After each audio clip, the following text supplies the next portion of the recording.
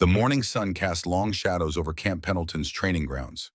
Lieutenant Emma Hayes stood at the edge of the firing range, the weight of her M24 sniper rifle familiar in her hands.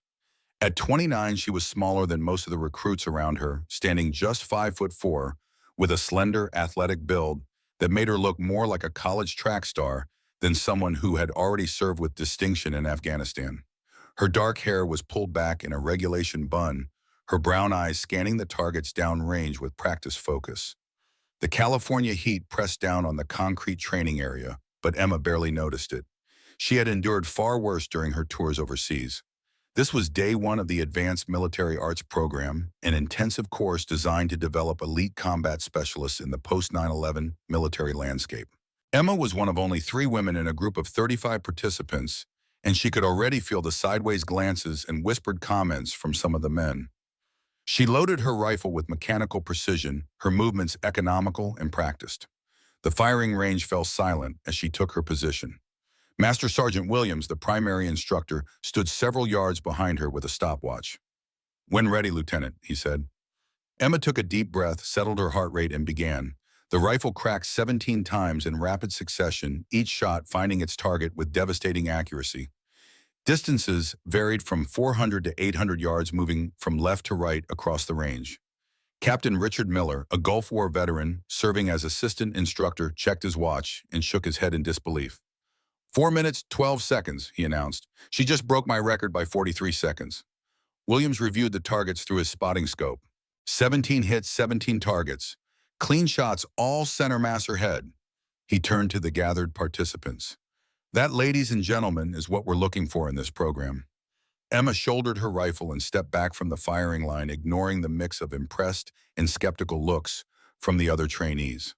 This wasn't her first experience with doubt, and she knew it wouldn't be her last. The daughter of Colonel James Hayes, a decorated Delta Force operator who had served with distinction in the Gulf War, Emma had military service in her blood. Her father had taught her to shoot when she was just 8 years old, but it was her maternal grandmother who had given her the gifts that truly set her apart. Gabriela Santos had immigrated to the United States from the Philippines after World War II, bringing with her the ancient fighting traditions of Kali and Eskrima. These were not the flashy techniques seen in martial arts movies, but practical, efficient combat methods developed over centuries of warfare in the Philippine Islands. Few people knew that Emma had been training in these arts since she was 6 years old. Every afternoon after school, while other kids played video games or watched television, Emma would spend hours in her grandmother's backyard learning footwork, stick fighting, and empty hand techniques. Gabriella was a tough teacher, demanding perfect form and endless repetition. She would make Emma practice the same movement hundreds of times until it became as natural as breathing. "In real fighting, you don't get second chances," Gabriella would say in her accented English. "The person who moves first, moves fastest, and moves smartest is the one who goes home alive." What made these lessons even more significant was the history behind them. Gabriella's father had been a member of the Hukbalahap guerrilla forces that fought against Japanese occupiers during World War II. The family had a long tradition of warriors, but they kept this heritage quiet in their American life. After graduating from West Point in 1996 with honors, Emma had surprised no one by following her father's footsteps into military service. Basic training had been challenging, but manageable thanks to her years of preparation. When the attacks of September 11th occurred, Emma was among the first wave of troops deployed to Afghanistan in Operation Enduring Freedom.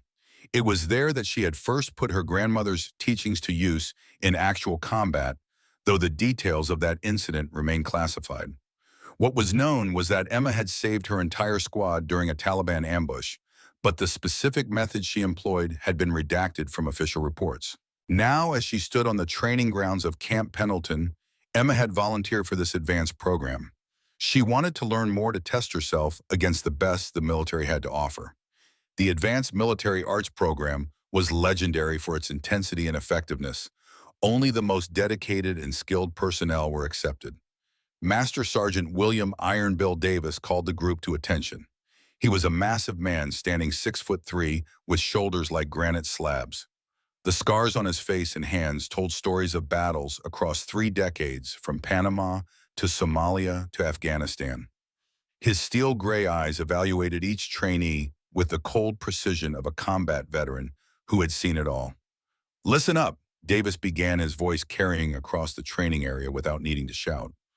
Over the next 3 weeks, you're going to learn some of the most effective combat techniques ever developed. This isn't about looking good or showing off. This is about staying alive when someone is trying to kill you. He paced slowly along the line of recruits, taking the measure of each person. This program has a 40% dropout rate, and I'd bet half of you won't make it through the first week. We're not here to build your confidence or make you feel good about yourselves. We're here to prepare you for the realities of modern warfare in an age of counterterrorism operations where the battlefield has no clear boundaries. Davis stopped directly in front of Emma, his gaze lingering for just a moment longer than necessary. Some of you might think this program is going to be easy because you've had some training or scored well on qualifications. His eyes swept back across the group. Let me assure you it won't be. We're going to push you beyond your limits because that's what combat does. And we're going to find out who can adapt and serve me when everything goes sideways. From the corner of her eye, Emma noticed one particularly large trainee, watching her with undisguised skepticism.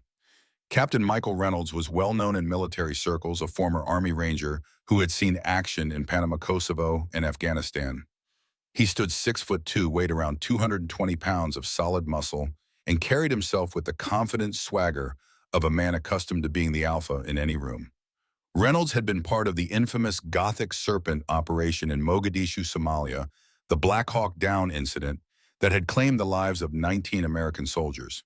The experience had left him with both a silver star and a deep-seated belief that combat effectiveness was directly tied to physical strength and aggressive mindset. "We'll start with hand-to-hand combat fundamentals," Davis announced. "Partner up and show me what you've got. Remember, this isn't a dance. The goal is to put your opponent on the ground and keep them there." The recruits began pairing off, most choosing partners of similar size and build. Emma found herself standing alone as the groups formed around her. She wasn't surprised. In situations like this, people usually wanted to partner with someone they thought could challenge them or help them look good. Finally, Sergeant James Anderson walked over to her. He was tall and solidly built, clearly an experienced soldier, but his expression showed uncertainty about the pairing. "Guess it's you and me, Lieutenant," he said with a slight shrug. Emma nodded and gave him a professional smile. "Works for me, Sergeant." As they moved to their designated practice area, she could hear Reynolds talking to a group of Marines nearby. His voice wasn't quite low enough to be private. "This should be interesting," Reynolds said with a smirk. "Wonder how long the lieutenant will last before she calls it quits." Another Marine laughed. "My money's on 30 seconds before she taps out." Emma's jaw tightened slightly, but she said nothing. Her grandmother had taught her that words were just noise. Actions were what mattered. She had been underestimated her entire life because of her size and appearance, and she had learned to use that to her advantage. Anderson took up a fighting stance, clearly uncomfortable with the idea of sparring with a female officer. His movements were hesitant and telegraphed as he moved in for a basic takedown attempt. "Don't hold back, Sergeant," Emma said quietly. "You won't learn anything that way, and neither will I." Anderson nodded and committed more fully to his attack. Emma sidestepped smoothly, using a basic hip throw that put him on the mat with startling ease. Anderson hit the ground with a surprised grunt and looked up at her with new respect. "Where did you learn that move, Lieutenant?" he asked as she helped him to his feet. "Family tradition," she replied simply. They continued the exercise for another 10 minutes, with Emma successfully defending against most of Anderson's attacks and executing several clean takedowns of her own. Her movements were efficient and controlled, never using more force than necessary but always effective. Nearby, Reynolds was dominating his partner, a Navy SEAL, who was giving him a real challenge. Reynolds was strong and aggressive, using his size advantage to overpower his opponent. When he noticed Emma's success against Anderson, his expression darkened. "Hey, Davis," Reynolds called out loud enough for everyone to hear. "I think Hayes there needs a real challenge. Anderson's clearly going too easy on her." The training area went quiet as all eyes turned toward them.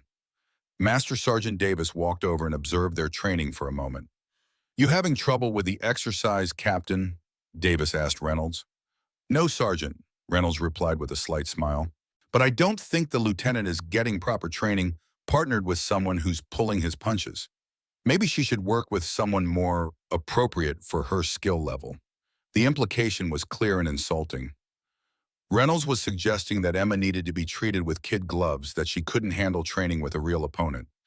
Several of the Marines chuckled at the comment. Anderson's face flushed red with embarrassment. Actually, Sergeant Lieutenant Hayes has been doing great, Anderson said. She's gotten me down several times already. Reynolds laughed outright. Come on, Anderson, you're just being nice because she's a woman. We all saw you pulling your punches. Emma felt her temper rising but kept her voice calm and respectful. I'm fine with my current partner, Sergeant. We're both learning. Actually, Davis said, his eyes glinting with what might have been amusement. Rotation is part of the training. Everyone needs to work with different body types and fighting styles. Hayes, you're with Thompson next round. Thompson was another Marine shorter than Reynolds, but stocky and experienced. He had been watching the exchange with interest and nodded professionally toward Emma. As they switched partners, Emma heard more comments from Reynolds and his group. This should be good, someone muttered. Thompson's not going to hold back like Anderson did, Reynolds said with satisfaction. Thompson approached Emma with a neutral expression. Ready, Lieutenant? Ready when you are, Sergeant, Emma replied. This time there was no hesitation from her partner. Thompson moved in aggressively, trying to use his weight advantage to drive Emma backward. But Emma had faced stronger opponents in her grandmother's backyard. She absorbed his initial attack, redirected his energy, and used a technique Gabriella had taught her years ago. The movement was so fast that most observers missed exactly what happened. One moment, Thompson was driving forward with all his weight behind a takedown attempt. The next moment, he was flat on his back, staring up at the California sky with a confused expression. Thompson shook his head and got back to his feet. Nice move. What was that? Just basic redirection, Emma said modestly. They continued sparring for the rest of the exercise period. Thompson was a skilled opponent who pushed Emma harder than Anderson had. But every time he thought he had figured out her patterns, she would adapt and surprise him with something new. By the end of their session, Thompson had landed exactly one successful takedown, while Emma had put him on the ground 6 times. When Davis called for a water break, Thompson walked over to Reynolds and the other Marines who had been making comments earlier. You guys might want to rethink your opinions about Hayes, Thompson said quietly. That woman knows what she's doing. Reynolds frowned. Come on, Thompson. You're telling me a 120-pound Army girl is giving you trouble? I'm telling you, she put me on my ass 6 times in 15 minutes, and I still don't know how she did half of it, Thompson replied. Her technique is unlike anything I've seen before. The other Marines looked skeptical. Reynolds in particular seemed annoyed that his narrative about Emma wasn't holding up.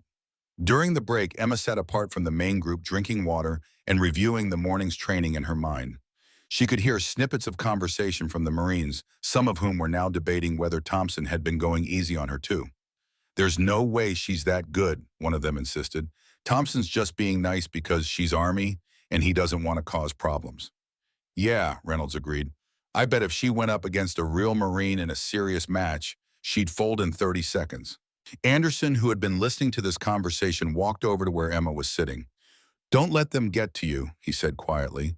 Some of these guys have never trained with women before. They don't know how to handle it when their assumptions get challenged. Emma looked up at him and smiled. It's fine, I'm used to it. Still, it's not right. You earned their respect this morning, whether they want to admit it or not. The afternoon session focused on weapons defense techniques. The trainees were introduced to training knives, batons, and other practice weapons designed to simulate real-world threats. In Iraq and Afghanistan, many of your close-quarter encounters will involve armed opponents, Davis explained as he demonstrated various defensive techniques. Knowing how to disarm an enemy can mean the difference between coming home in a plane seat or a pine box. Emma continued to perform well, but she noticed that several of the Marines, particularly Reynolds and his friends, were watching her more closely now. Some seemed genuinely curious about her background and training. Others appeared to be looking for any sign of weakness they could exploit. During a drill that involved defending against multiple attackers, Emma found herself surrounded by 3 larger opponents. The exercise was supposed to be controlled, focusing on movement and positioning rather than full contact. But Emma noticed that her attackers were being more aggressive than they had been with other participants. She handled the situation smoothly, using footwork and timing to avoid being overwhelmed. When one attacker got too close, she applied just enough pressure to a nerve point on his wrist to make him back off without causing real injury.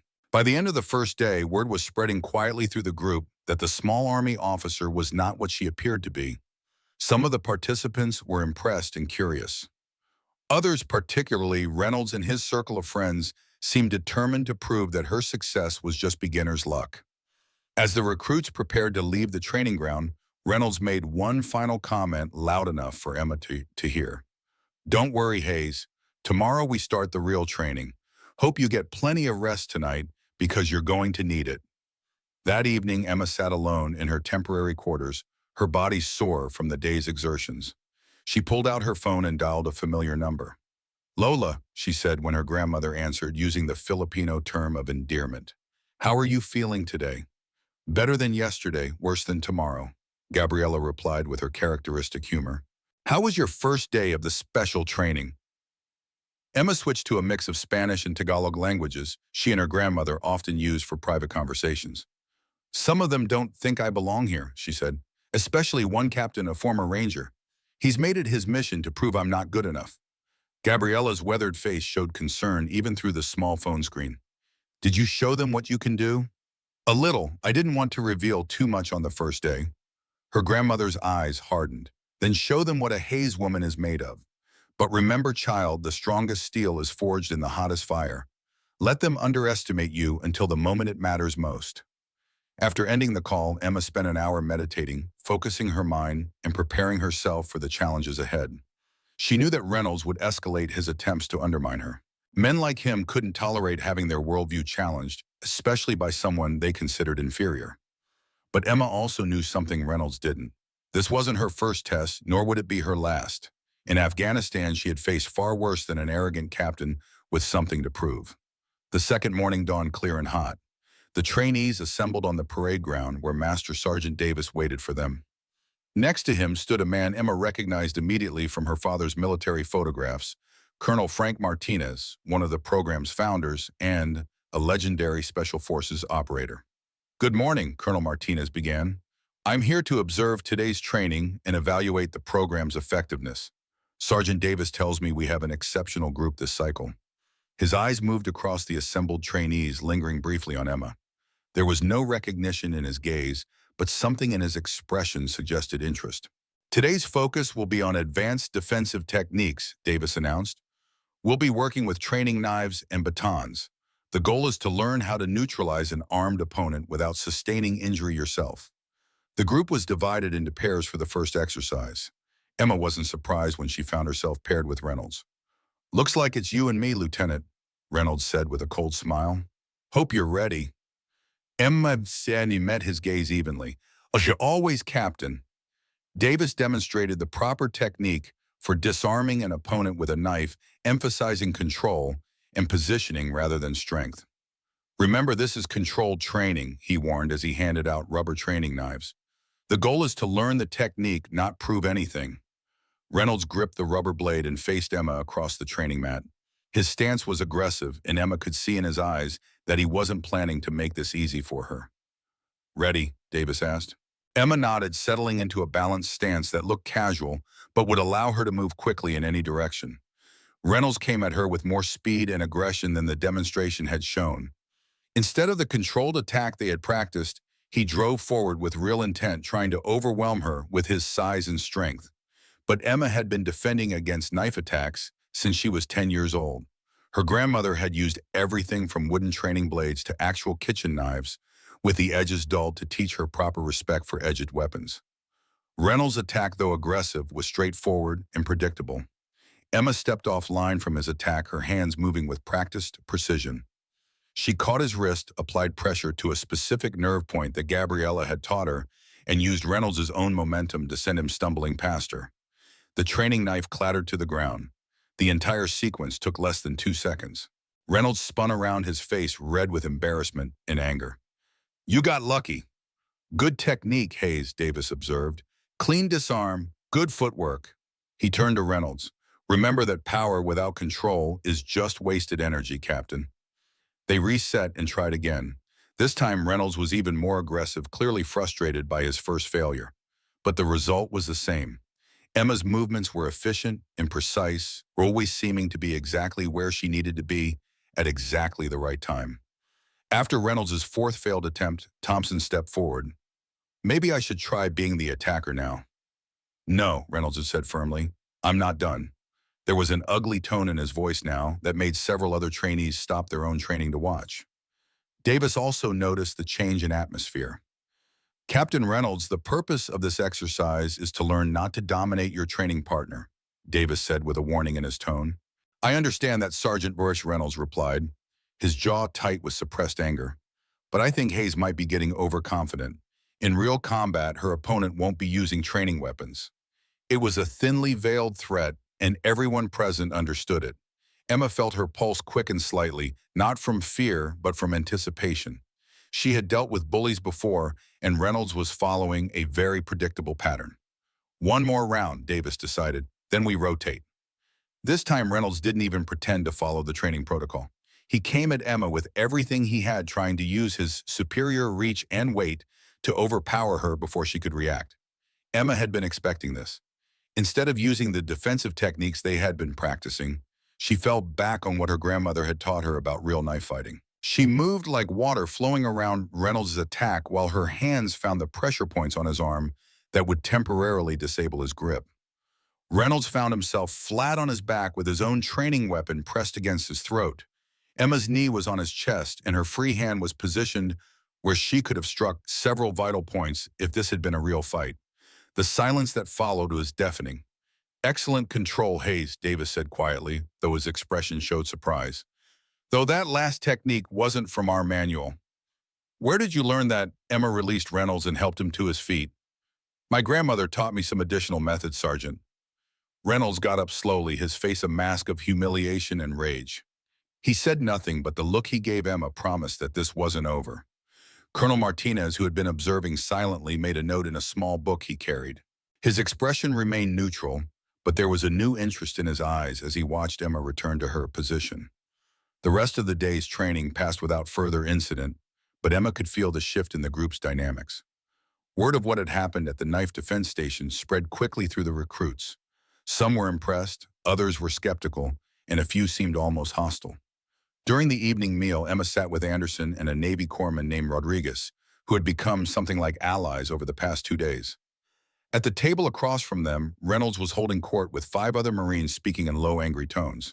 You need to be careful, Rodriguez warned quietly. Reynolds has a reputation for holding grudges. He doesn't like being shown up, especially by someone he thinks should be beneath him. Anderson nodded in agreement. Some of these guys have never served with women in combat roles. They think the military is supposed to be their private boys' club. Emma took a bite of her food and considered their words. She had hoped to complete the training program without attracting too much attention, but it seemed that was no longer possible. I'm not looking for trouble, she said finally, but I won't back down if it finds me. Across the mess hall, Reynolds was still talking with his group, occasionally glancing in Emma's direction. One of his companions, a large Marine named Brooks, seemed particularly interested in whatever Reynolds was saying. I heard they're planning something, Rodriguez said under his breath. One of the guys in my barracks mentioned that Reynolds thinks you've been getting special treatment from the instructors. That's ridiculous, Anderson protested. If anything, they've been harder on her than on most of us. But Emma knew that facts wouldn't matter to someone like Reynolds. He had built his identity around being the strongest, the toughest, the most dominant person in any group. Her success challenged that identity in a way that he couldn't tolerate. As she prepared for bed that night, Emma thought about her grandmother's words about steel being forged in fire. Tomorrow would bring new challenges, and she had a feeling that Reynolds wasn't finished testing her yet. She pulled out her phone and typed a quick message to Gabriella. The fire is getting hotter, Lola, but I remember everything you taught me. The response came quickly. Good. Show them that a warrior doesn't break under pressure. Make your ancestors proud. Emma smiled and put the phone away. Whatever Reynolds and his friends were planning, she would be ready. On the third morning, the trainees gathered for what Davis announced would be a special evaluation exercise. Today we're going to conduct what we call the Circle Challenge, he explained. This tradition goes back to the early days of SEAL team training during the Cold War. One volunteer will stand in the center of a circle formed by the other trainees and will defend against a series of opponents entering the circle one at a time. His eyes swept across the group. This exercise separates the real fighters from the pretenders. The person in the center keeps fighting until they either defeat all challengers or get defeated themselves. Who wants to volunteer? Reynolds' hand shot up immediately. I'll do it, Sergeant. Davis nodded. All right, Captain Reynolds. Everyone else form a circle. Remember, this is still training, so we're looking for controlled contact and clean technique, not knockout punches.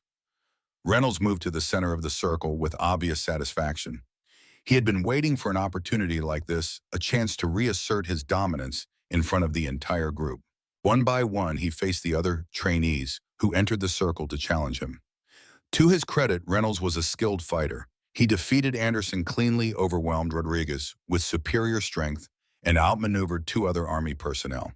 His confidence grew with each victory, and Emma could hear him making comments between matches. Come on, who's next? Don't tell me you're all scared now. Thompson entered the circle and gave Reynolds a real fight, but ultimately lost to a well-executed chokehold. By the time Reynolds had defeated his sixth opponent, he was breathing hard, but still standing strong. Anyone else want to try their luck? Reynolds called over, his eyes finding Emma in the circle. How about our resident expert Hayes? You've been awfully quiet today. Emma had been hoping to avoid this moment, but she realized that backing down now would only make the situation worse. The entire group was watching, waiting to see what she would do. If that's what the sergeant wants, she replied calmly. Davis looked between them, clearly sensing the underlying tension. This is about training, not personal issues. Both of you remember that. Emma nodded and stepped into the circle. Reynolds was still fresh enough to be dangerous, but she could see that his previous fights had taken some toll. More importantly, his victories had made him overconfident. They faced each other across the circle, and Emma could feel the weight of everyone's expectations. Some of the trainees were clearly hoping to see Reynolds put her in her place. Others, particularly Anderson and Rodriguez, were quietly rooting for her. Ready when you are, sweetheart, Reynolds said with a smirk. The fight began with Reynolds trying to use the same aggressive approach that had worked against his previous opponents. He was bigger, stronger, and more experienced in military combat training. What he didn't understand was that Emma had been preparing for opponents exactly like him her entire life. Gabriella had always told her that the biggest, strongest fighters were often the most predictable. They relied on their physical advantages and became frustrated when those advantages didn't immediately decide the fight. Emma let Reynolds come to her, absorbing his initial attack and using his momentum against him. When he tried to grab her for a takedown, she slipped his grip and used a technique from Kaylee to off-balance him. For the first 2 minutes, it looked like a fairly even match. Reynolds landed a few glancing blows, but nothing solid. Emma mostly stayed defensive, feeling out his patterns and waiting for the right opportunity. Then Reynolds made a mistake. Frustrated by his inability to land a decisive hit, he overextended on a powerful right hook. Emma ducked under the punch and moved to his side, where she applied a joint lock that Gabriella had taught her years ago. Reynolds found himself on the ground, tapping out to avoid injury to his shoulder. The circle was completely silent as Reynolds got back to his feet, his face dark with humiliation. Emma had expected him to shake hands and move on, but instead he turned to face Sergeant Davis. That didn't count, Reynolds announced. She used some kind of illegal hold. Davis frowned. The hold looking clean to me, Captain. With respect, Sergeant, I don't think you saw exactly what she did. That wasn't military combat technique. She's using some kind of street fighting. Several of Reynolds' friends in the circle began nodding in agreement. Brooks, the large Marine who had been listening to Reynolds' complaints all week, spoke up. Reynolds is right, Sergeant. If we're supposed to be learning military techniques, shouldn't we stick to military techniques? Emma felt the mood of the group shifting. Reynolds was trying to delegitimize her victory by claiming she had somehow cheated. It was a clever tactic that played on the uncertainty some of the recruits already felt about her unconventional background. The exercise was about effective fighting, not about limiting technique, Thompson interjected from the circle. Maybe against one opponent, Reynolds replied quickly. But this is supposed to be about real combat effectiveness. In a real fight, you might face multiple attackers. How do we know her exotic techniques would work against superior numbers? Emma realized where this was heading. Reynolds was maneuvering the conversation toward a scenario where he could stack the odds in his favor. Are you suggesting something specific? Captain Davis asked. Reynolds pretended to think about it, though Emma was sure he had planned this moment carefully. Well, Sergeant, if Hayes is as good as she thinks she is, maybe she should prove it against multiple opponents. Real Marines, not just one-on-one sparring. That's not how the exercise works, said Reynolds, Anderson called out from the circle. But Brooks and several other Marines began voicing their agreement with Reynolds' suggestion. They were calling it a test of real fighting ability, a way to see if Emma's techniques would work under realistic combat conditions. Davis held up his hand for silence. This is still a training exercise, not a free-for-all. If we're going to modify the format, there need to be rules and safety protocols. Of course, Sergeant, Reynolds said with false reasonableness. I'm not suggesting anything dangerous. Just maybe 2 or 3 opponents instead of one. See how well the Army's secret techniques work against multiple Marines. Emma could see the trap Reynolds was setting, but she also realized that declining the challenge would be seen as weakness by some of the group. Her reputation and credibility were at stake. How many opponents did you have in mind? She asked quietly. Reynolds' smile was predatory. How about 6 you against 6 Marines? Controlled contact. Same rules as before. Should be easy for someone with your special training. 6 opponents. It was clearly meant to be an impossible challenge designed to humiliate her in front of the entire group. Emma thought about her grandmother's words about steel being forged in fire. 6 sounds fair, she replied, her voice steady and calm. The circle erupted in surprised murmurs. Even Anderson and Rodriguez looked concerned. Taking on 6 opponents simultaneously was far beyond what anyone expected, even from the most skilled fighter. Davis studied Emma's face carefully. You don't have to prove anything to anyone, Hayes. This isn't part of the official training. I understand, Sergeant, but if some people have questions about my abilities, maybe it's better to address them well. Reynolds' grin widened. He began pointing to Marines around the circle, selecting his team. Brooks was an obvious choice, along with 3 other large, experienced-looking Marines. The 6th was a wiry, fast-looking corporal named Davis, who specialized in close-quarters combat. As the 6 men moved to positions around the circle, Emma realized she was about to face the biggest challenge of her martial arts career. But somewhere deep inside, she could hear her grandmother's voice telling her that this was the moment she had been training for her entire life. Emma Hayes stood in the center of the circle, surrounded by 6 Marines who each outweighed her by at least 50 pounds. The training ground had gone completely silent, except for the sound of boots shifting on concrete and the distant call of seagulls from the Pacific. Master Sergeant Davis looked tense as he prepared to oversee what was either going to be an impressive demonstration or a complete disaster. His eyes met Emma's, briefly searching for any sign of doubt. Finding none, he nodded almost imperceptibly. Captain Michael Reynolds positioned himself directly in front of Emma, with Brooks and the other 4 Marines spacing themselves evenly around the circle's edge.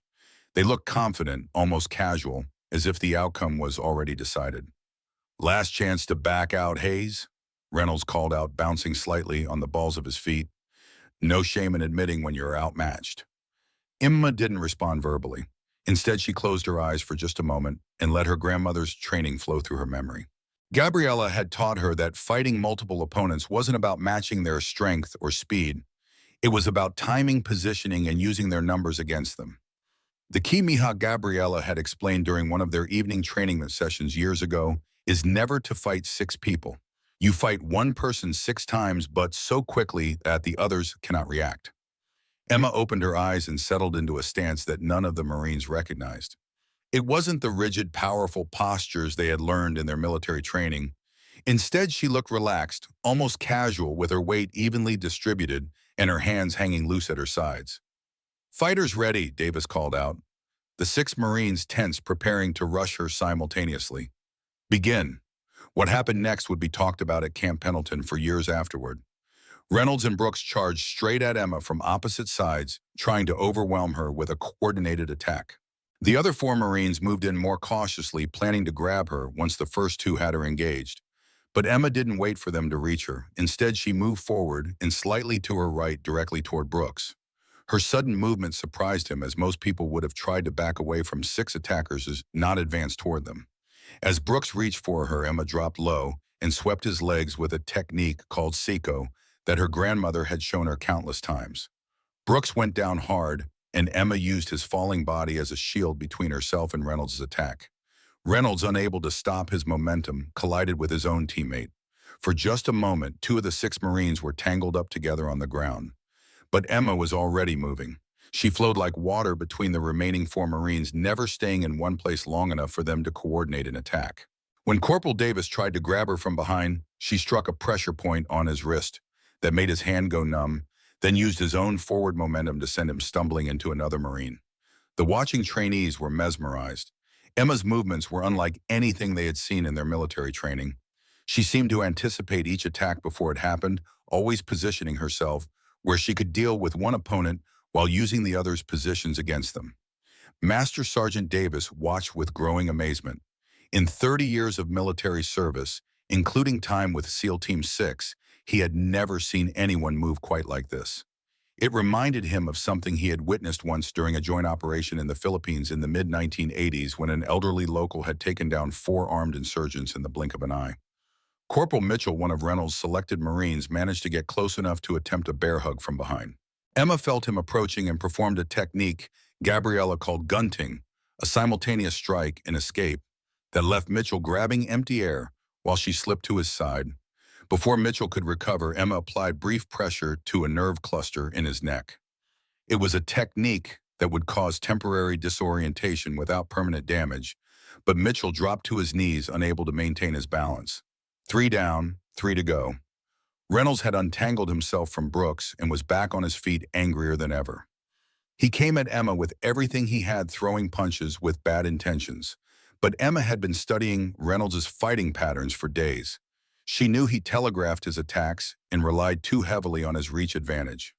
She slipped inside his guard, using footwork that made her seem to disappear and reappear beside him. Before Reynolds could adjust, she struck 3 specific points on his torso in rapid succession. It was an advanced technique from the Filipino martial arts called limb destruction, targeting nerve clusters and pressure points to temporarily disable an opponent without causing lasting injury. Reynolds' right arm went numb, then his left leg gave out.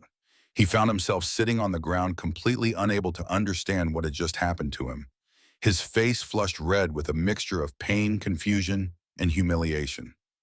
The 5th Marine Sergeant Hayes had been hanging back, trying to analyze Emma's fighting style.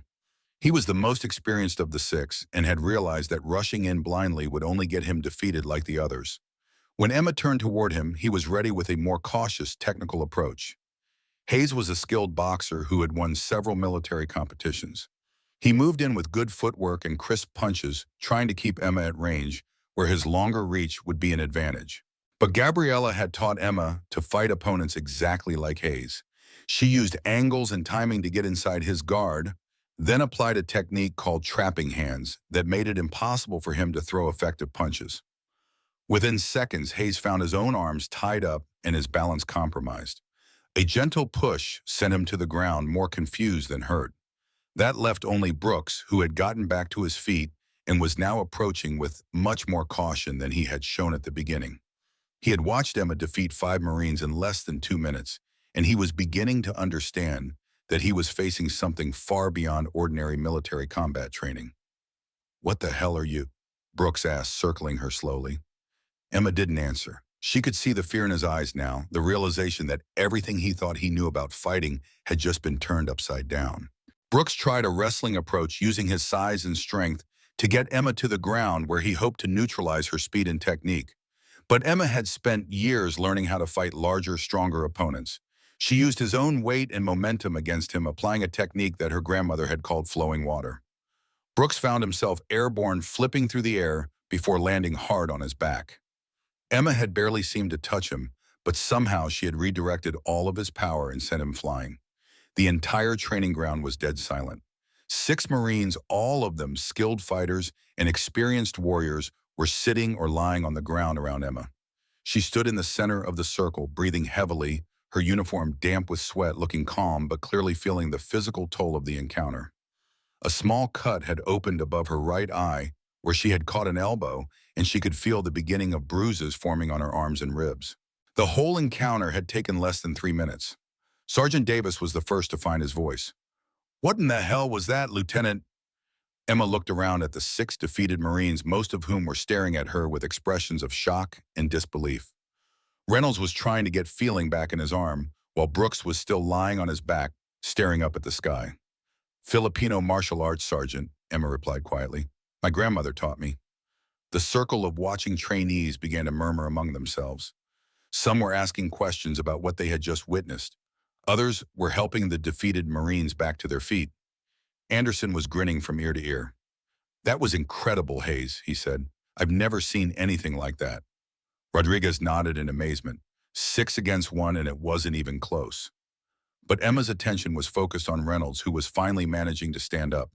The expression on his face had changed completely. The arrogance and hostility were gone, replaced by something that might have been respect or possibly fear. How was all Reynolds managed to say? Emma looked at him for a long moment before responding.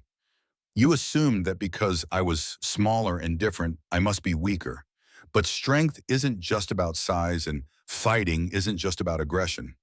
Davis stepped into the circle, his expression thoughtful. I think we all learned something important today about making assumptions. He turned to Emma. That was the most impressive display of martial arts I've seen in 20 years of military service, Lieutenant. But I'm curious why these techniques aren't part of our standard training if they're so effective. Emma wiped the blood from her eyebrow. They're not widely taught outside certain communities, Sergeant. My grandmother's family has passed down these techniques for generations. During World War II, her father was part of the Hukbalahap resistance against Japanese occupation.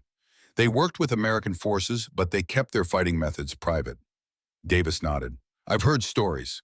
The Huks were some of the most effective guerrilla fighters in the Pacific Theater. They continued fighting during the communist insurgency afterward.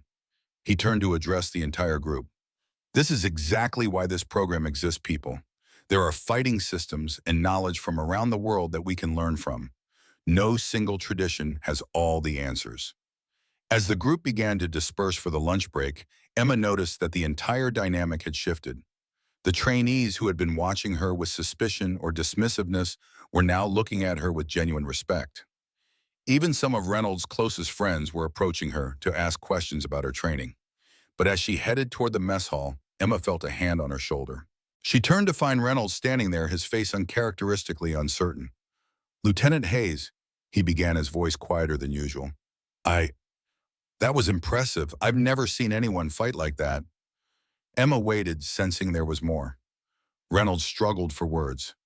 Look, I was out of line. I let my ego get the better of me, and I put you in a potentially dangerous situation.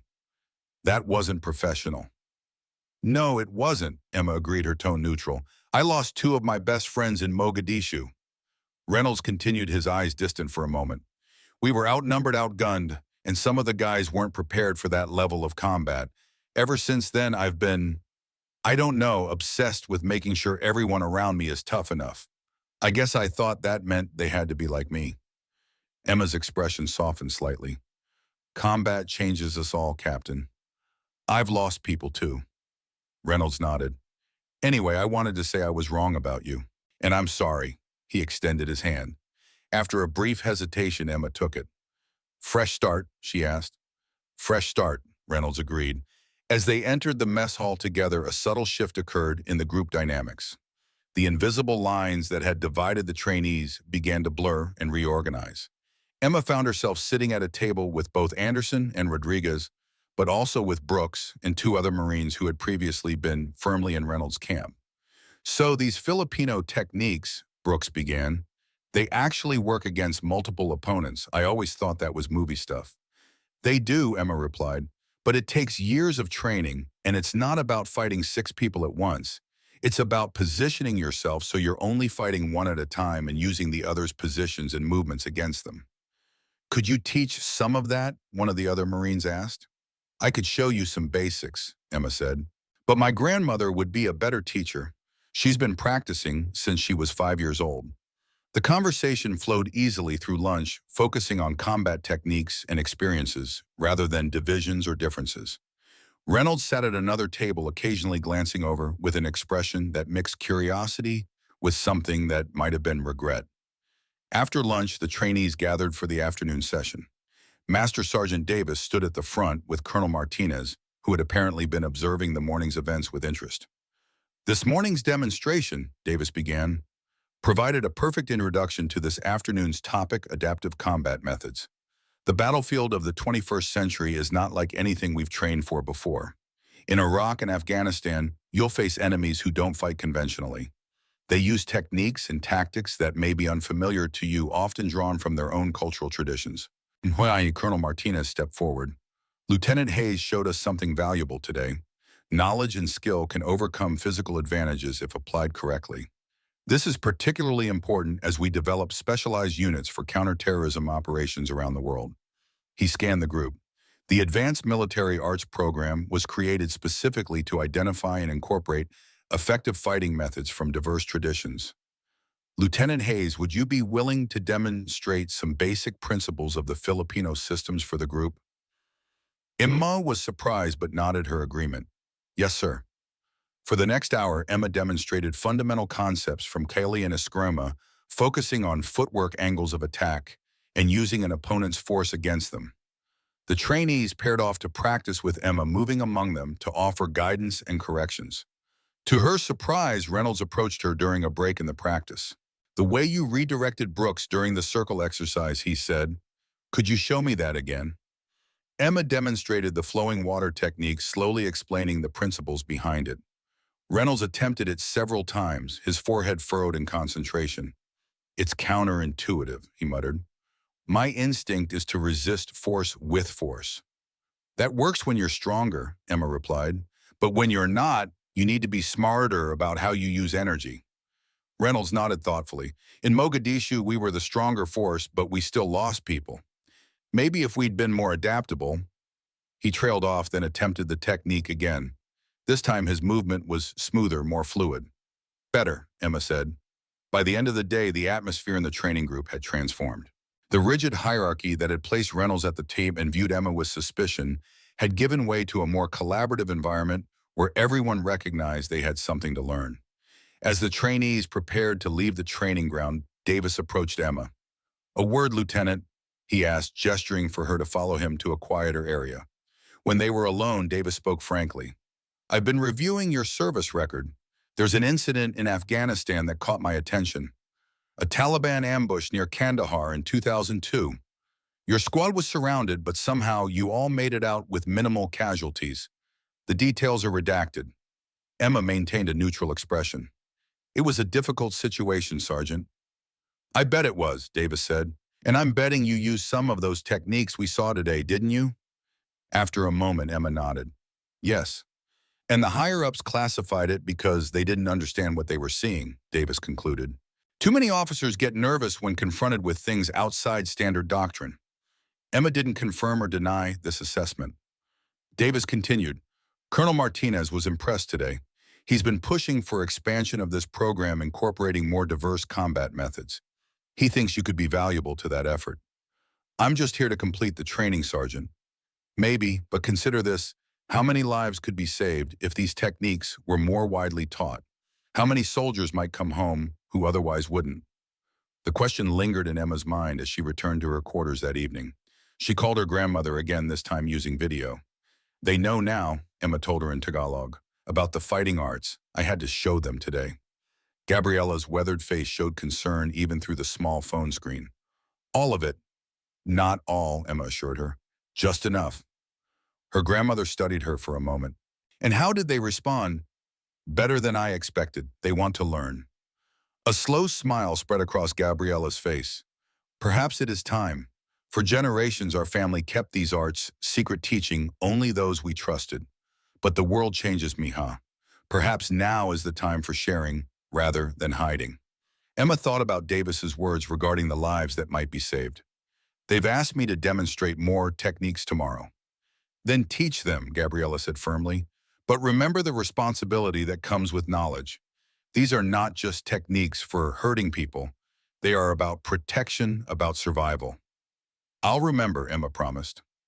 After ending the call, Emma spent an hour in meditation, centering herself and preparing mentally for the days ahead. The path that had seemed so clear when she arrived at Camp Pendleton had suddenly developed new possibilities and complexities. The fourth day of training dawned with a sense of anticipation. The trainees gathered on the parade ground to find it had been rearranged with training mats covering a large area. Various practice weapons were arranged on racks nearby, including rattan sticks, similar to those Emma had trained with since childhood. Master Sergeant Davis stood at the front with Colonel Martinez and another man Emma didn't recognize.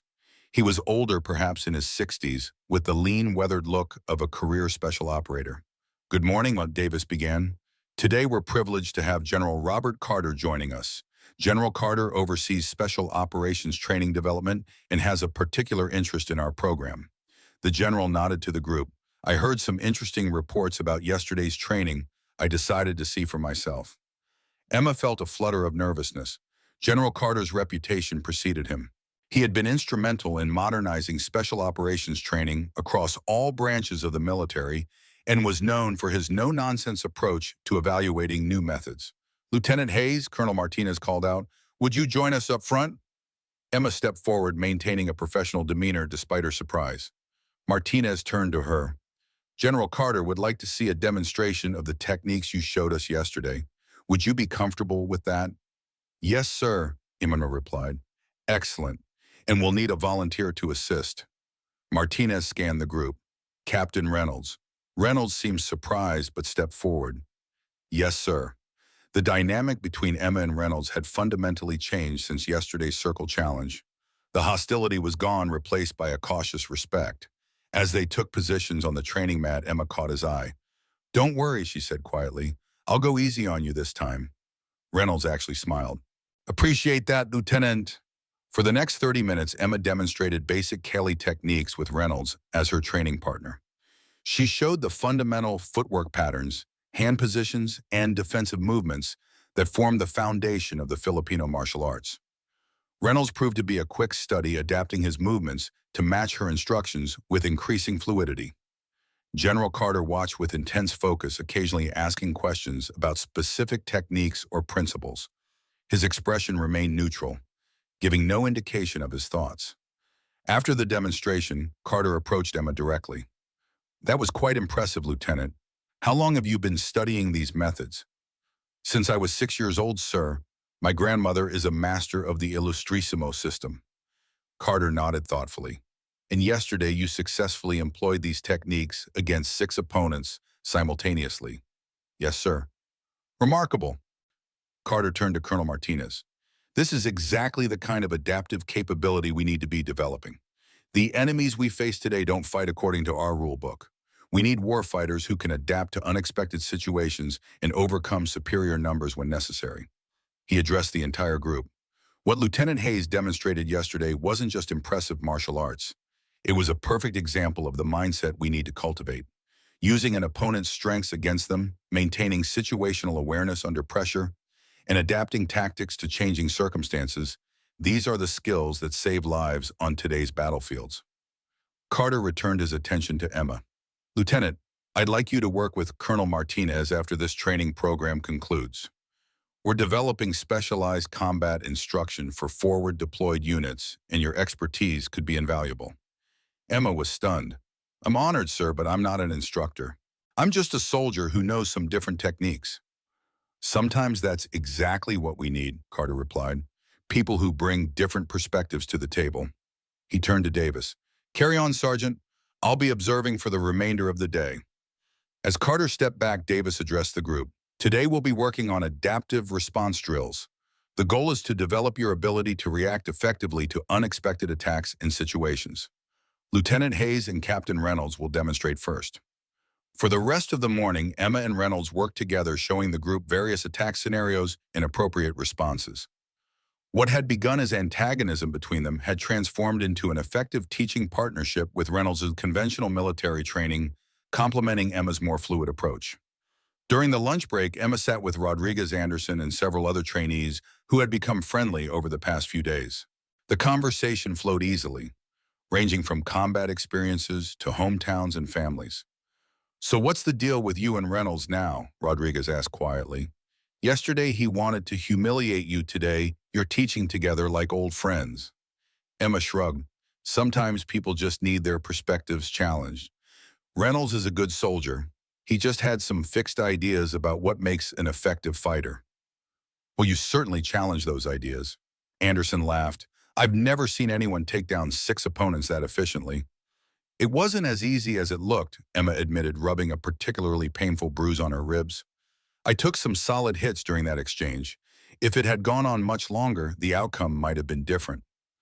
This admission seemed to make the others more comfortable. No one liked the idea of an invincible superhuman in their midst, but a skilled fighter who could be hurt, just like anyone else, that was someone they could relate to. After lunch, the training shifted to weapons defense techniques. The trainees practiced with rubber training knives, batons, and simulated firearms, learning how to disarm opponents safely and effectively. Emma found herself partnered with Thompson, the Marine she had impressed during the first day's training. He had become one of her strongest supporters in the group. "You know, Hayes," Thompson said as they practiced knife disarms, "you've changed the whole dynamic of this course. Before you got here, it was just a bunch of guys trying to prove who was toughest. Now people are actually focused on learning." Emma deflected his practice attack and applied a control technique. "That wasn't my intention." "Maybe not, but it's what happened." Thompson reset his position. "Reynolds was the alpha dog and everyone just followed his lead. When you beat all 6 of them, it shook things up in a good way." The afternoon progressed with increasingly complex scenarios. Davis divided the trainees into teams for force-on-force exercises that required them to adapt to changing threats and conditions. Emma found herself leading one team with Reynolds heading the other. "Objective is simple," Davis explained. "Team 1 must reach the designated extraction point with their package intact. Team 2 will attempt to intercept and capture the package. Non-lethal training weapons only, and the exercise ends when the package is secured at the extraction point or captured by Team 2. The package was a sealed envelope containing training documents. Emma's team was tasked with protection and delivery. "What's the plan, Lieutenant?" asked a Marine named Garcia who had been assigned to Emma's team. Emma quickly assessed her team and the terrain they would be moving through. "We'll use deception rather than force. They'll be expecting us to take the most direct route to the extraction point, so we'll do the opposite." She outlined a circuitous approach that utilized terrain features for concealment. "We'll move in a loose formation, maintaining visual contact, but keeping enough distance between us that we don't present a single target. If we make contact with the opposition, we don't engage unless absolutely necessary. Our priority is the package, not winning firefights." Reynolds' team, positioned on the other side of the training area, was clearly planning a more aggressive approach. Emma could see them checking their training weapons and dividing into what appeared to be assault teams. When Davis signaled the start of the exercise, Emma's team moved out immediately, but not in the direction of the extraction point. Instead, they headed perpendicular to it, using a line of maintenance buildings for cover. "They're trying to flank us," Emma heard Reynolds tell his team over the radio, which Davis had left open so both teams could hear each other's communications. "Alpha team moved to intercept. Bravo hold position at the choke point." Emma smiled. Reynolds was reacting exactly as she had anticipated. "Change of plans," she told her team quietly. "We're going straight through the middle now." While Reynolds' team repositioned to counter a flanking maneuver that wasn't coming, Emma led her group directly through the center of the training area, moving quickly and quietly. They encountered only 2 members of Reynolds' team, who were caught off guard by the unexpected approach. Anderson, carrying the package, reached the extraction point without incident. The exercise was over in less than 15 minutes. Reynolds approached Emma afterwards, shaking his head with reluctant admiration. "You played me like a fiddle, Hayes. I was so busy trying to anticipate some clever martial arts tactic that I completely missed the actual strategy." "Sometimes the simplest approach is the most effective," Emma replied, "especially when your opponent is expecting something complex." Davis gathered the trainees for a debrief. What Lieutenant Hayes demonstrated there was strategic thinking. She used her knowledge of Captain Reynolds to predict his responses and then exploited them. In real combat situations, understanding your opponent's mindset can be as important as knowing their capabilities. As the training day concluded, General Carter approached Emma again. "Impressive work today, Lieutenant. Not just the martial arts, but the tactical thinking as well." "Thank you, sir. I've spoken with Colonel Martinez about your future assignment after this program. We believe your unique skill set could be valuable in our specialized training initiatives. Would you be interested in helping develop a curriculum that incorporates some of these adaptive combat methods?" Emma hesitated. "Sir, I've always seen myself as a field officer, not an instructor." Carter nodded. I understand that, but consider this. How many lives might be saved if these techniques were taught more widely? How many soldiers might come home to their families because they had the skills to adapt and overcome in critical situations? It was almost the same question Davis had posed the previous day, and it resonated deeply with Emma. She thought of her father, of the risks he had taken throughout his career, and of the comrades she had lost in Afghanistan. What if they had known some of the techniques her grandmother had taught her? I'll consider it, sir. Good. We'll talk more after the program concludes. Carter shook her hand. Your grandmother must be a remarkable woman, Lieutenant. I hope I have the opportunity to meet her someday. As Emma returned to her quarters that evening, she found a small group of trainees waiting for her, including Anderson, Rodriguez Thompson, and surprisingly Brooks. A few of us were wondering if you'd be willing to show us some more of those Filipino techniques, Thompson said. Just the basics.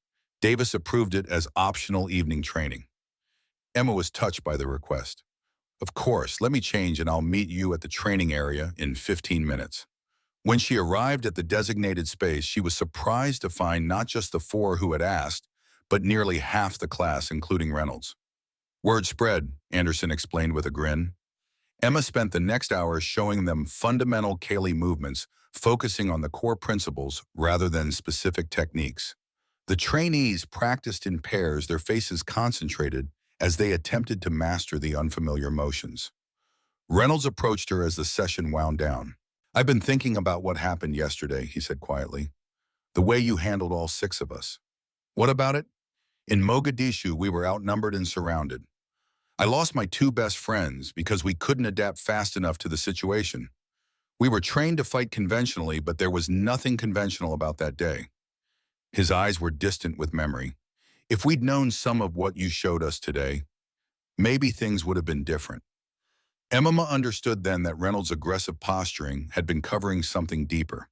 The guilt and pain of loss and the desperate need to ensure no one else experienced what he had.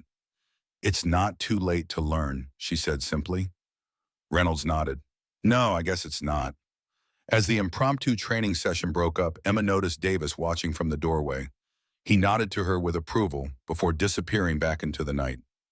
That evening, Emma called her grandmother again. Things have changed, Lola, she explained. They want me to help develop a training program based on our fighting arts. Gabriella was silent for a long moment. And what do you want me, huh? Emma considered the question carefully. I want to serve to make a difference. If teaching these techniques can save lives, isn't that a form of service? Her grandmother smiled gently. Our arts were kept secret for generations because they needed to be. The Spanish colonizers, the Japanese occupiers, they would have used our knowledge against us. But perhaps now is the time for openness. Perhaps now our traditions can serve a greater purpose. You wouldn't mind me sharing what you've taught me? Knowledge is like water, mija, Gabriella replied. If it doesn't flow, it becomes stagnant. Just remember to teach not just the techniques, but the wisdom behind them.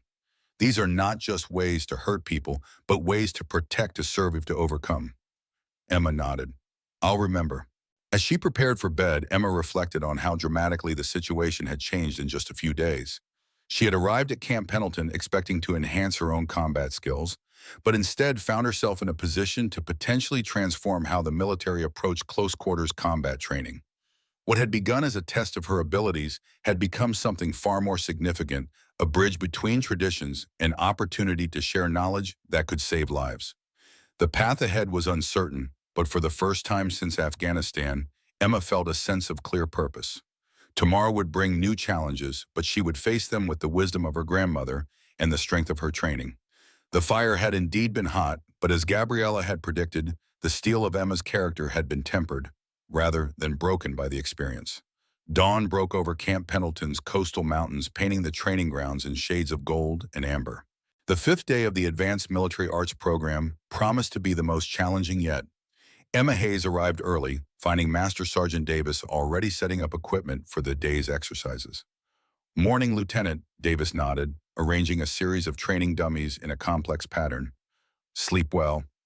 Well enough, Emma replied, though the truth was more complicated. She'd spent half the night considering General Carter's proposal and what it might mean for her future. The other half had been devoted to crafting a lesson plan for today's demonstration at Colonel Martinez's request. "Big day ahead," Davis said, checking his watch. "General Carter will be back with some other brass. Word of your performance has traveled fast." Emma felt a flutter of nerves, wasn't expecting quite this much attention.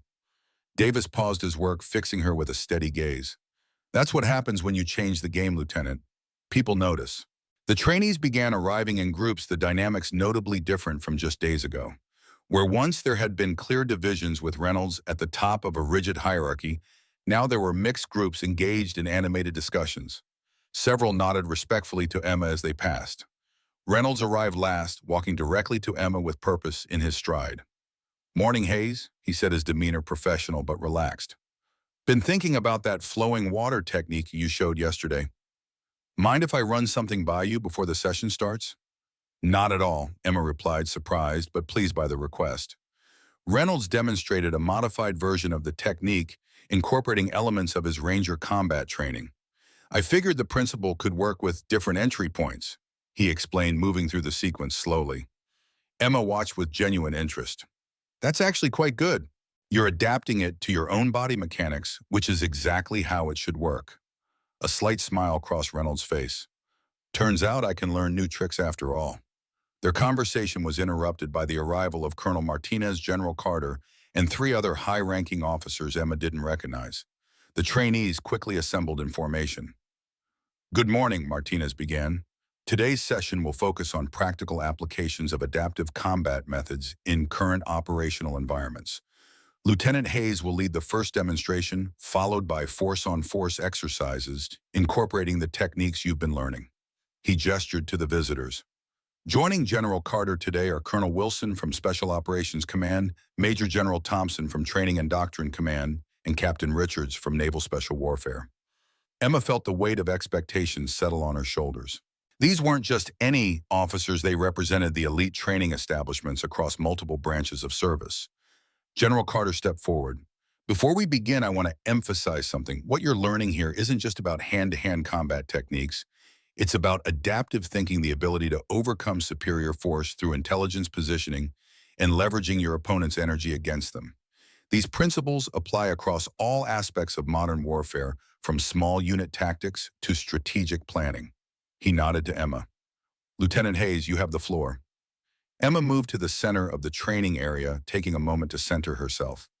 "This morning, I'd like to demonstrate how the principles of Filipino martial arts can be applied to various combat scenarios we might encounter in current operational environments." She gestured to Reynolds. "Captain Reynolds has volunteered to assist me.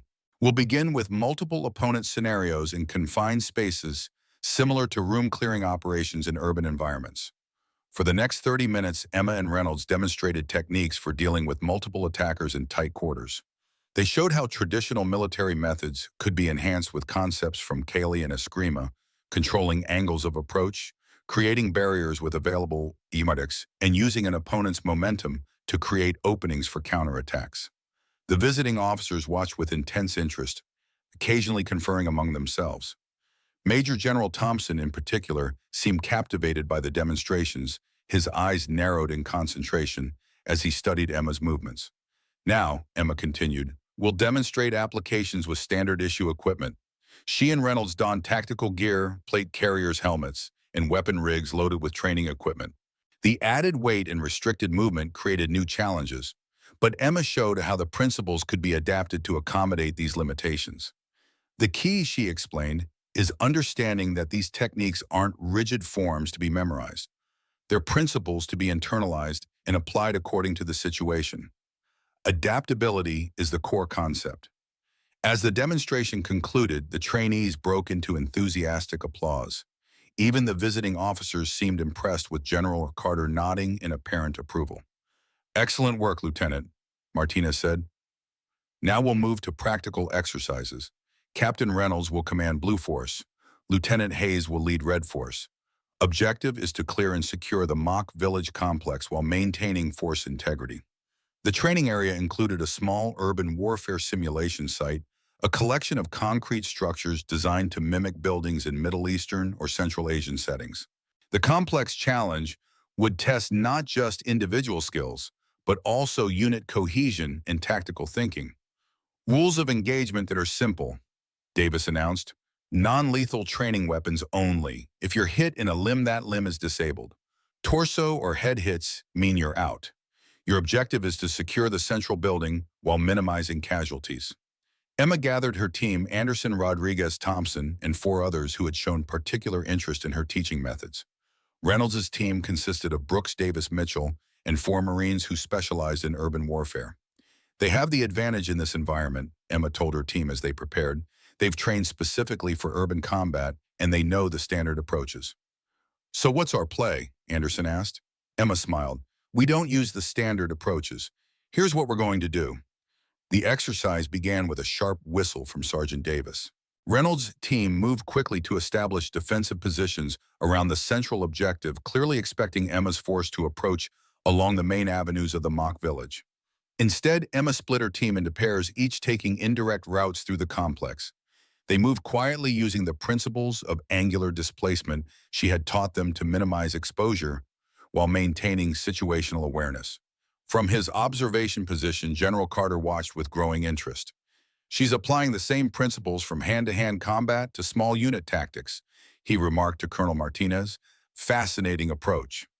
Reynolds' team had prepared for a frontal assault, positioning their strongest fighters to cover the most likely approaches. When no attack materialized, confusion set in. Where the hell are they? Brooks muttered over the team radio. Reynolds, more familiar now with Emma's thinking, realized the danger too late. They're coming from multiple angles. Reposition now. But Emma's team had already infiltrated the defensive perimeter. Using the flowing movement principles of Kali, they approached from blind spots, eliminated isolated defenders, and created chaos in the organized defense. Thompson and Rodriguez reached the central objective, first securing the primary entrance, while the rest of Emma's team systematically neutralized the remaining defenders. Reynolds, recognizing the inevitable outcome, attempted a counterattack with his remaining forces, but found himself outmaneuvered by Emma's adaptive positioning. The exercise ended with Emma's team in full control of the objective, having eliminated 6 of Reynolds' 8-person team while losing only 2 of their own. Exercise complete, Davis called. Red Force victory. The trainees regrouped for debrief, removing their simulation equipment and comparing notes on the experience. Reynolds approached Emma with a thoughtful expression. You applied the same principles to squad tactics that you used against the 6 of us in the circle, he observed. Never engaging directly where we were strongest, always moving to create advantageous positions. Emma nodded. The concepts scale up from individual combat to unit tactics. It's all about energy management and positional awareness. I've been doing this wrong for years, Reynolds admitted. Always focusing on overwhelming force rather than smart positioning. He extended his hand. Good match, Lieutenant. As they shook hands, Emma noticed General Carter approaching with the other visiting officers. Impressive display, Lieutenant Hayes, Carter said. You've taken principles from a traditional combat system and applied them to modern tactical scenarios with remarkable effectiveness. Major General Thompson, a tall, austere man with decades of combat experience etched into his face, spoke next. I've overseen training development for 23 years, Lieutenant. In all that time, I've rarely seen someone bridge the gap between traditional martial arts and contemporary military applications so seamlessly. Emma maintained her professional composure despite the unexpected praise. Thank you, sir. The credit belongs to my grandmother and the generations before her who preserved and refined these methods. Perhaps, Thompson replied, but the innovation and application is yours. He turned to Martinez. The program proposal you submitted makes more sense now that I've seen it in action. You have my support. Captain Richards, the Naval Special Warfare representative, had been quietly observing throughout the day. Now he addressed Emma directly. My team has been developing specialized close-quarters battle protocols for maritime interdiction operations. The approaches you demonstrated today could be valuable additions to our methodology. Emma felt slightly overwhelmed by the attention but maintained her focus. I'd be happy to contribute in any way I can, sir. General Carter turned to address all the trainees. What you've witnessed and participated in these past days represents the future of adaptive combat training. The threats we face are evolving rapidly, and our methods must evolve with them. Traditional systems like the Filipino martial arts, Lieutenant Hayes has demonstrated contain centuries of battle-tested wisdom that we would be foolish to ignore. He returned his attention to Emma. Lieutenant, I'd like you to report to Fort Bragg after completing this program. Colonel Wilson will be your point of contact. We're establishing a specialized training cell to develop these concepts further with potential application across all branches. Emma's mind raced with the implications. Fort Bragg was the home of Special Operations Command, the heart of America's most elite fighting forces. Such an assignment would mean a significant shift in her career trajectory. I'm honored by the opportunity, sir, she replied carefully, but I should mention that I'm not the most qualified instructor for these methods. My grandmother. We're aware of Gabriela Santos's expertise, Carter interrupted with a knowing smile. Colonel Martinez has already extended an invitation for her to consult on the program development should you accept the assignment. Emma couldn't hide her surprise. You've spoken with my grandmother. Yesterday evening, Martinez confirmed. She's a remarkable woman, Lieutenant. Her insights will be invaluable. The day's formal training concluded with additional force-on-force exercises, each team incorporating elements of what they'd learned from Emma's demonstrations. The improvement in performance was immediately evident, with more fluid movement, better positional awareness, and increased tactical creativity across all the training teams. As the trainees dispersed for the evening meal, Emma found herself surrounded by colleagues eager to discuss specific techniques and applications. The transformation from outsider to respected instructor had occurred with breathtaking speed. Later that evening, Emma sat alone in her quarters contemplating the dramatic shift in her circumstances. A knock at her door interrupted her thoughts. Got a minute, Hayes? Reynolds asked when she opened the door. Emma nodded, stepping aside to let him enter. Reynolds remained standing in his posture, betraying unusual hesitation. I wanted to speak with you privately before making any decisions about tomorrow's training. What's on your mind, Captain? Reynolds took a deep breath. I owe you a more complete apology than I've given. When you first arrived, I made assumptions based on nothing but prejudice. I saw your size, your gender, and decided you didn't belong here without giving you a chance to prove yourself. He looked directly at her now. Worse, I deliberately put you in danger with that 6-person challenge. It was unprofessional and unworthy of the uniform I wear. Emma appreciated his candor. What changed your perspective? Getting my ass handed to me by someone half my size was a good start, Reynolds admitted with a rueful smile. But it was more than that. Watching you teach, seeing how you approach problems, it made me question a lot of things I thought I knew. He paused, gathering his thoughts. In Somalia, we were outnumbered and surrounded. I lost my 2 best friends because we couldn't adapt fast enough to changing circumstances. Ever since then, I've been fixated on physical strength and aggression as the answer to every tactical problem. It's a natural response to trauma, Emma said quietly. Reynolds nodded. Maybe so, but it made me rigid in my thinking, and that's dangerous in our line of work. He straightened his shoulders. Anyway, I wanted you to know that I've recommended to General Carter that you be given a permanent position in the training development program. Emma was genuinely surprised. You did your methods work, Hayes. They could save lives, maybe lives like my friends in Mogadishu. His expression was solemn. In our business, that's what matters more than ego or tradition.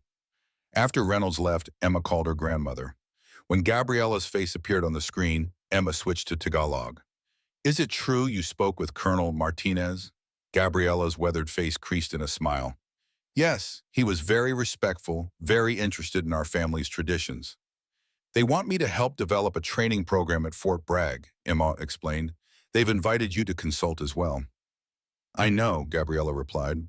I told the colonel I would be honored to contribute, but only if you felt it was the right path for you. Emma hesitated. I'm not sure, Lola. I always saw myself in the field not as an instructor. All paths of service have value, Mija, her grandmother said gently. Sometimes the greatest impact comes from teaching others. Think of how many lives might be saved if these methods were more widely known. That's what General Carter said, Emma acknowledged. He sounds like a wise man. Gabriela studied her granddaughter's face through the screen. What is truly holding you back? Emma considered the question carefully. Our family has guarded these techniques for generations. Is it right for me to share them so widely? Gabriela's expression grew thoughtful. When my father taught me these arts, it was a time of occupation and danger. Secrecy was necessary for survival, but times change and wisdom must adapt to new circumstances. She leaned closer to the camera. These methods were developed to protect the vulnerable against those with greater power. If they can serve that purpose for American soldiers facing overwhelming odds, isn't that honoring their original intent? The next morning, the final day of the program began with a formal assessment exercise. Each trainee would demonstrate mastery of the techniques they had learned throughout the course. Emma performed her assessment flawlessly, incorporating both traditional military methods and the adaptive techniques she had introduced to the program. The evaluating officers watched with approval, making notes on their tablets as she moved through each scenario with fluid precision. Reynolds performed equally well, showing remarkable progress in integrating the Filipino concepts into his established combat style. The transformation in his approach was evident to everyone watching. After the assessments concluded, Colonel Martinez addressed the assembled trainees. "You've all performed admirably during this course," he began. "What started as an experimental program has evolved into something far more significant. Thanks in large part to Lieutenant Hayes's contributions, we're now developing an entirely new approach to adaptive combat training." He gestured to Emma. "Lieutenant Hayes has agreed to accept a special assignment at Fort Bragg, where she'll help develop a comprehensive training curriculum based on the principles you've experienced these past days." A spontaneous round of applause broke out among the trainees. Emma felt a surge of emotion at this unexpected show of support from her peers. Additionally, Martinez continued, "Captain Reynolds will be joining the development team, bringing his extensive field experience and tactical knowledge to ensure the new methods integrate effectively with existing protocols." Reynolds, standing nearby, gave Emma a nod of professional respect. Their journey from adversaries to colleagues had been remarkable, a transformation neither could have anticipated when the program began. As the formal ceremony concluded, the trainees gathered to exchange contact information and final thoughts before departing to their respective assignments. Anderson approached Emma with Rodriguez close behind. "So, Fort Bragg," Anderson said, "Special Operations Training Development. That's quite a step up from regular field assignments." Emma smiled. "It wasn't what I expected when I arrived here."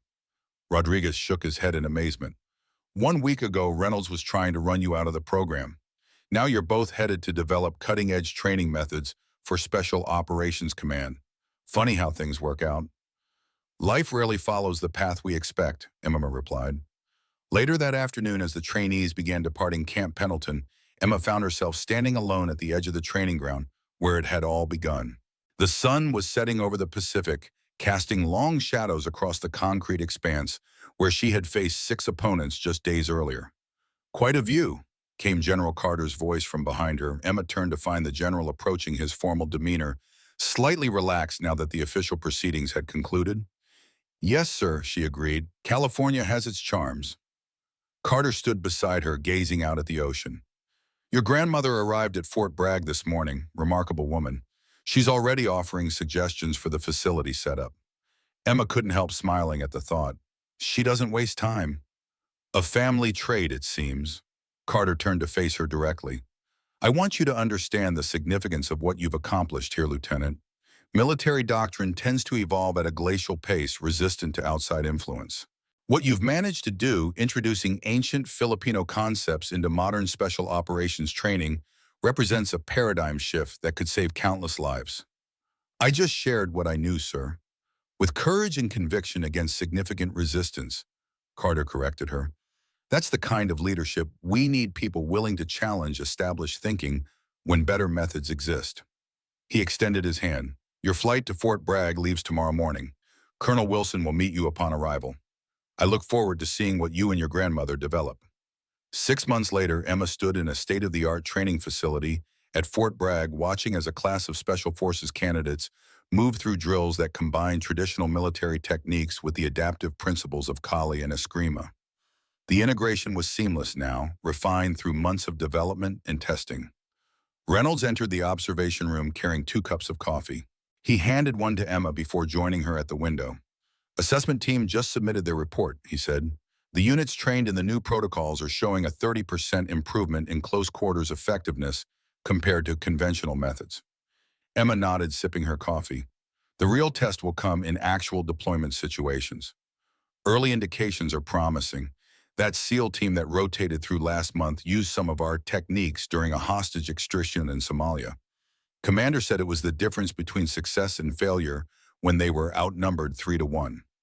A comfortable silence fell between them as they watched the trainees below. The journey from antagonists to colleagues to friends had been unexpected, but rewarding for both of them. Your grandmother's session with the Delta Force instructors yesterday was something to see, Reynolds remarked. 93 years old and still dropping operators half her age. Emma smiled. Gabriella had flourished in her role as senior consultant to the program, her lifetime of knowledge finding new purpose and appreciation among America's elite warriors. She always said these arts weren't meant to stay hidden forever, Emma reflected, that someday they would serve a greater purpose. The training session below concluded and the candidates gathered around their instructor, a compact, intense Korean-American woman named Kim. She had been one of the first female operators to complete the new adaptive combat program, showing a natural affinity for the Filipino methods that reminded Emma of herself. Lieutenant Kim has really taken to the program, Reynolds observed. Reminds me of someone else I know. Emma nodded. She faced the same skepticism I did at first. Some of the male candidates didn't think someone her size could be effective in combat situations. Until she put 5 of them on the ground in under 2 minutes, Reynolds finished with a chuckle. History repeats itself. A young aide appeared at the door. Major Hayes General Carter has arrived for the demonstration. Emma straightened her uniform. In the months since Camp Pendleton, her promotion had come through, along with formal recognition of her contributions to military training development. Shall we? She asked Reynolds, who now wore the oak leaves of a major as well. As they walked toward the main demonstration area, Emma reflected on the journey that had brought her here. What had begun as a personal challenge had evolved into something far more significant, a bridge between traditions, a melding of ancient wisdom with modern warfare requirements. In the large training hall, General Carter waited with a delegation of foreign military observers. Emma recognized uniforms from Britain, Australia, Israel, and several NATO countries. Major Hayes and Carter greeted her. Our international partners are eager to see the program you've developed. I've been telling them how you single-handedly changed our approach to close-quarters combat training. Emma smiled diplomatically. Hardly single-handed, sir. It's been a team effort from the beginning. As the demonstration began, Emma watched with pride as instructors showcased the integrated system that had emerged from her grandmother's traditional teachings and modern military requirements. The fluid movements, adaptive positioning, and energy-efficient techniques had been refined into a comprehensive methodology that could be taught to operators of any size or gender. Afterward, as the observers discussed what they'd seen, Emma found a quiet moment alone with Carter. Your father would be proud, he said unexpectedly. Emma looked at him in surprise. You knew my father? Carter nodded. James Hayes and I served together in Desert Storm. He was one of the finest operators I ever knew. Adaptable, innovative, always thinking beyond conventional approaches. He smiled slightly. Seems the apple didn't fall far from the tree. Before Emma could respond, she noticed her grandmother entering the hall, accompanied by Reynolds. Despite her age, Gabriella moved with the fluid grace of a lifetime martial artist, her small figure commanding instant respect from the hardened warriors around her. There she is, Emma said with affection. The real force behind all of this. Carter watched as the international observers gravitated toward Gabriella, clearly recognizing the wisdom she embodied. Sometimes the most powerful influences come from unexpected sources, he observed. A lesson your grandmother taught you well, and one you've now taught all of us. As Emma moved to join her grandmother, she caught sight of Lieutenant Kim speaking with a group of new female candidates who had just arrived for training. The women were watching the demonstrations with a mixture of awe and uncertainty, clearly wondering if they could master such techniques. Kim caught Emma's eye and nodded in understanding. The cycle was continuing, knowledge passing from one generation to the next, barriers being broken and traditions evolving to meet new challenges. In that moment, Emma fully understood what her grandmother had meant about knowledge being like water. It needed to flow freely to remain vital, adapting to new landscapes while maintaining its essential nature. What had begun at Camp Pendleton with one woman facing 6 doubters had grown into something that would influence military training for decades to come. The journey hadn't been easy, but as Gabriella had taught her from childhood, the strongest steel is forged in the hottest fire. Emma Hayes' daughter, granddaughter, soldier, and now teacher, had found her true path of service, not just as a warrior herself, but as one who empowers warriors of all kinds to adapt, overcome, and return home safely to those who love them. As she watched the next generation of trainees beginning their journey, Emma felt the weight of responsibility balanced by the satisfaction of purpose fulfilled. The ancient wisdom of her ancestors now served a new mission, protecting those who protect others in a world of ever-changing threats. The circle was complete, and yet the journey continued, just as it should be.